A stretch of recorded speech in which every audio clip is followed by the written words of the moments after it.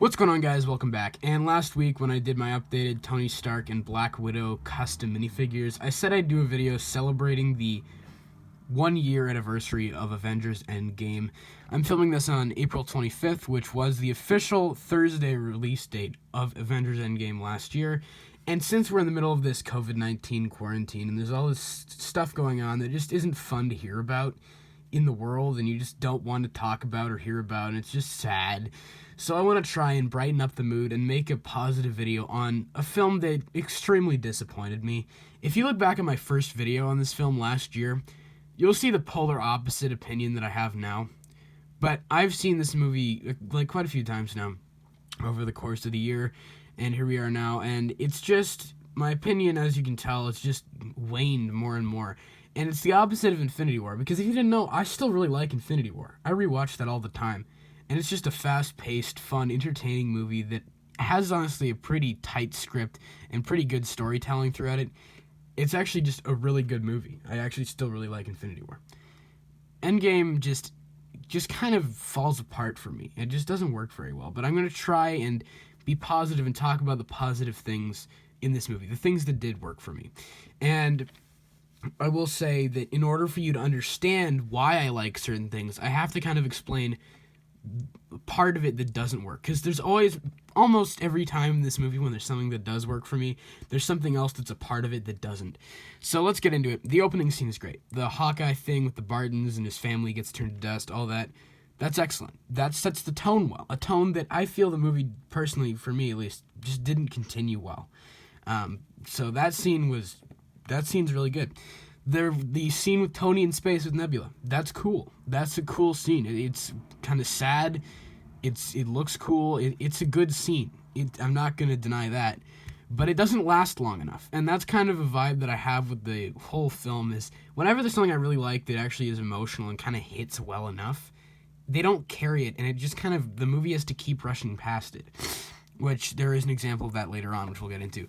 But one of the things I really love in that scene is there's some neat visual storytelling. Because while we have Tony narrating, and you can say that this isn't technically visual storytelling, but to me it is, they show a shot of Nebula giving Tony, some rations, the last of her food.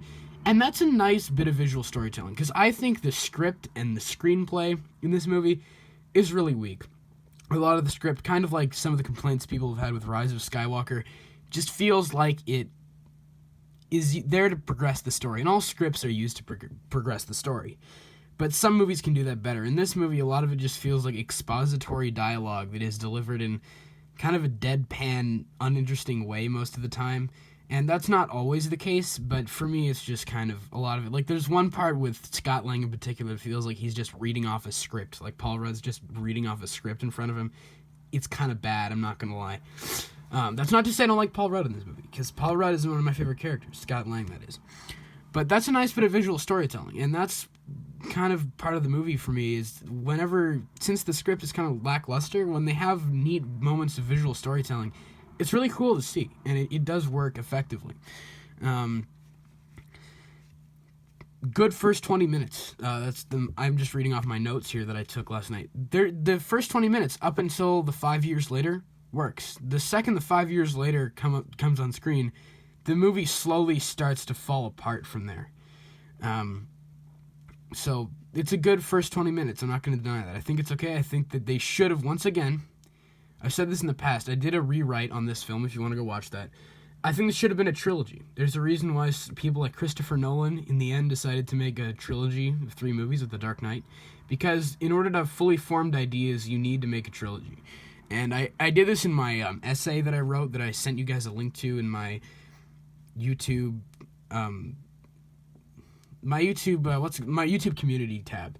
I left a post there so you could read that, and I said in that you need to have fully formed ideas in order to have a good story, and it feels like this film tries to cram in 2 ideas into one, or 2 themes, that is. There are 3 themes running throughout these 2 movies. The loss at the end of Infinity War, the what's it called? Not regret, the guilt and the depression and all that kind of stuff. Like, that kind of idea. The grief, that is. The grief is at the beginning of this movie. But the 5 years later almost acts as a way to skip over that grief, which I don't love. And then they try to have the recovery at the end. In order to have fully formed ideas, this should have been a 3-movie trilogy. But anyway, we're not going to talk about that fully in detail. I wrote a whole essay about that, so you guys can go read that if you want. I left a link to it, but we're going to talk about the things I liked, of course. Like I said, I have to explain certain things. A brilliant musical score is my next praise. Alan Silvestri, man, he is like, I've said this many times before, but I'm a music person, and the amount of callbacks through the music, that's excellent. I like, there are callbacks in this movie that don't work and callbacks that do work through the characters and through the story, but the callbacks through music, half of the people watching don't even notice. If you go rewatch the first Avengers, there are like 1,000 little callbacks through the music. It's excellent, and just the score as a whole is really powerful, really excellent. When people say a score fits every scene, this one fits every scene. Like, Alan Silvestri's done so many excellent scores, like Back to the Future, and Polar Express is an underrated movie that I think he did a good score for. This one and Infinity War and the first Avengers, like, they work so well through music, and that's one praise I can say about this. I have this soundtrack. I listen to it all the time. It's fantastic, guys. Like, the soundtrack in this movie is probably my favorite part about it. It's my favorite soundtrack in the MCU. I'm not even lying there. Like, it's excellent. Then we're going to talk about the Scott Lang scene where he gets it. I don't like the rat getting him out. That's convenient and dumb. But I like when he's running around and he sees all the, like, the tombstones or whatever that say the vanished, and it's a dark scene, and you have the kid crying on the bike and all that. That's dark. And one of my friends was saying, I wish that was the whole movie. That should have been the second movie in the series. If you're going to make it work, you should have the loss, then the grief, which is that.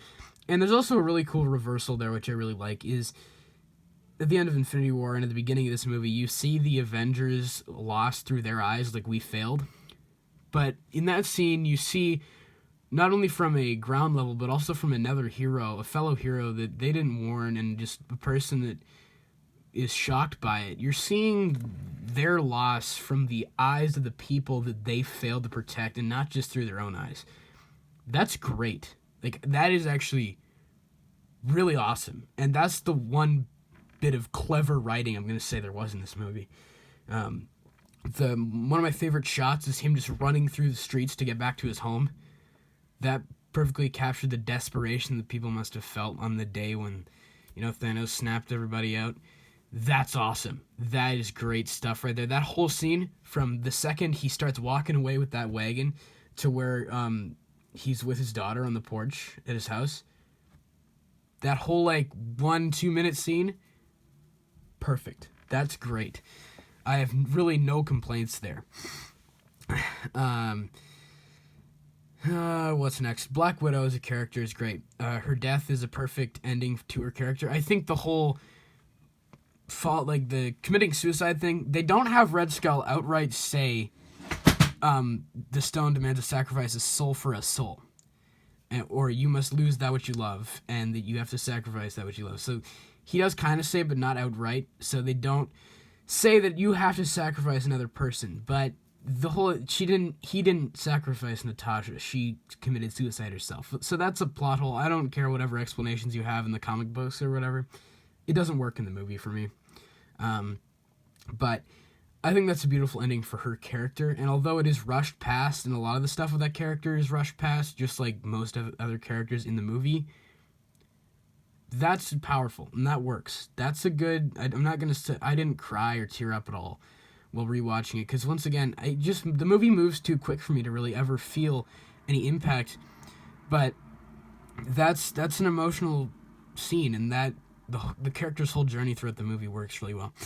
Then we're going to talk about AntMan. Just as a whole, that character works well in the movie. His comedic moments work really well. Like when he's like, everyone is like really tired by Thor's whole spiel about the reality stone of the ether, and he's the only one that's interested. Like that, stuff like that's hilarious.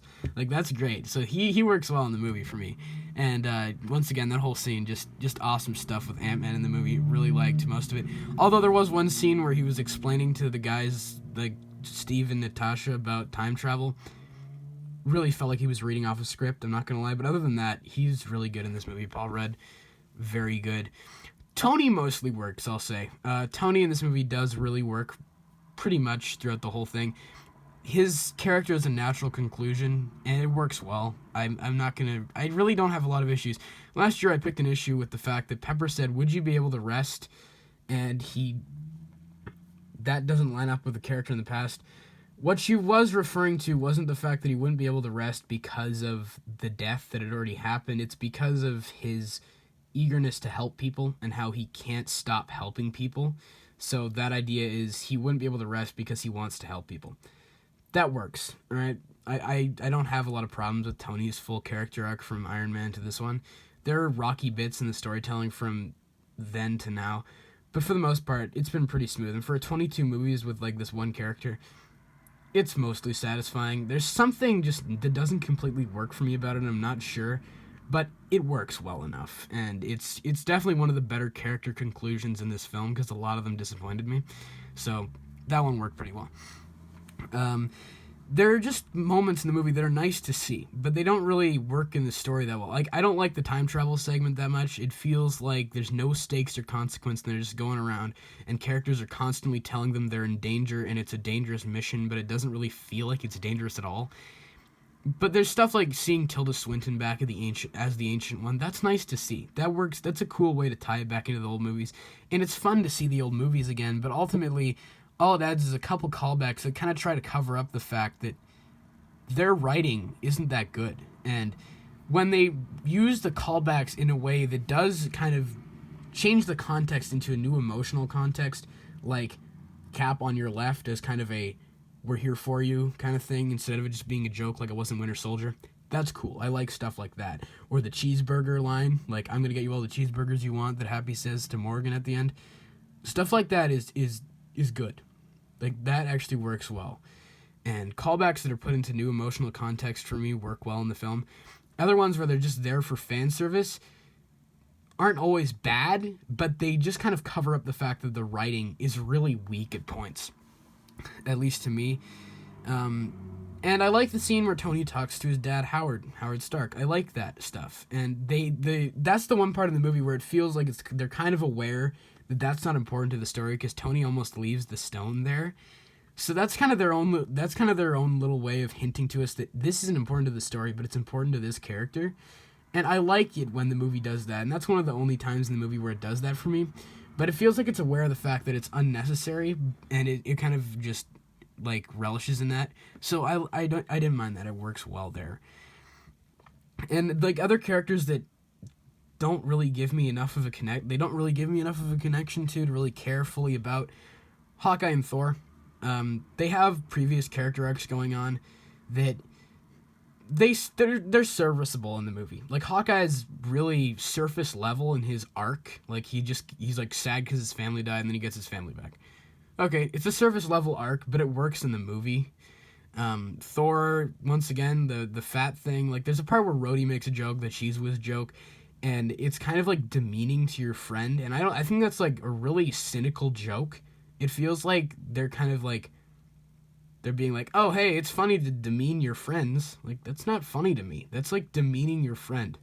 Why would you do that? It just kind of, that's one moment in the movie that really bothers me.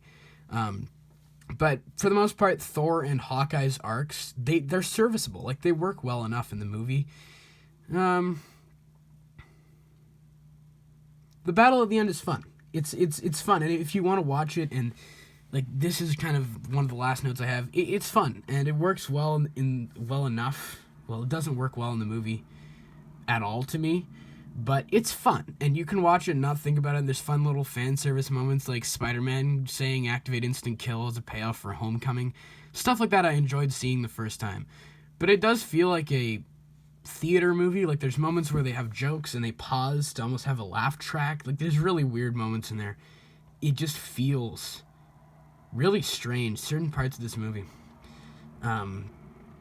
they just feel really strange. And ultimately, at the end of the day, that's kind of it on the positives for this movie. And I'm not going to go off on a tangent here. I'm just going to end it off saying the last thing I really do appreciate about this movie is I also really like Captain America's ending. Or not the ending as a whole. once again, I really touched on that in my essay, so please go to my community tab and click on my essay link that I posted there. I go more in depth there. I think the scene with him and Sam is beautiful, where he hands him the shield.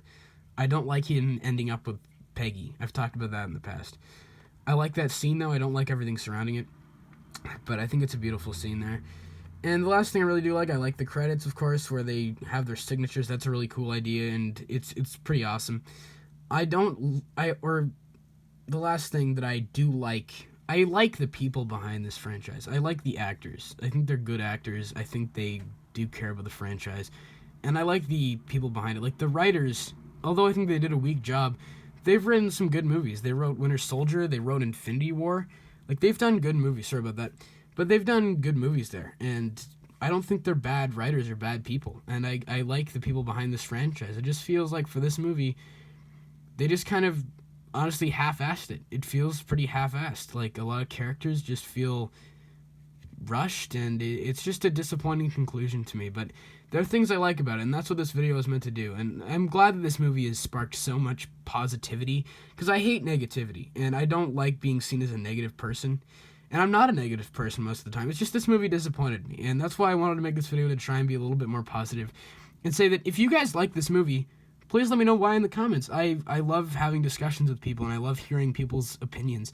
I don't want to be the only opinion and be negative and think that people can't have their own opinions. Because, of course, you're entitled to your opinion.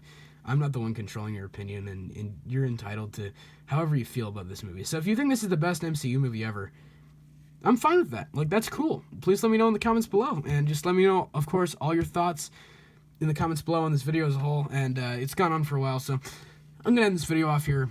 But, of course, please let me know all your thoughts in the comments below. How do you think Endgame holds up 1 year later? And whatever your thoughts are, once again, just please let me know them all in the comments below. And, of course, as always, I hope you guys have a great day. Take care. Bye.